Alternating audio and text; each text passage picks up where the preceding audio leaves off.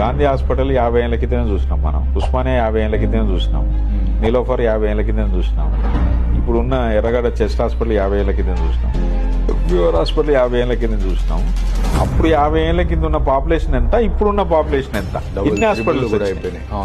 ఎవి hospitals ఎవి? ఇక పరిగెత్తు పరిగెత్తు పరిగెత్తు అంటే ఇవాళ మనకి ఎంటైర్ హైదరాబాద్ లో ఉన్న బెడ్స్ ఎంత, పాపులేషన్ ఎంత? అప్పుడు కదా మనం మార్చాల్సింది.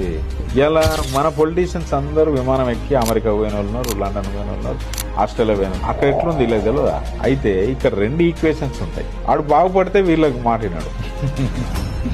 ఏడనైతే స్లమ్స్ లో ఉన్నోడు, మధ్యతరగతి ఉన్నోడు అక్కడే ఉండాలి.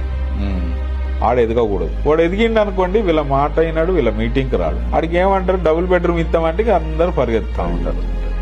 లేదు మీకు అందరికి హెల్త్ ఇవి చేస్తాం అవి చేస్తాం అంటే పరిగెత్తుతా ఉంటారు. ఏది చేయరాడ, ఓన్లీ హైప్ క్రియేట్ చేస్తారు.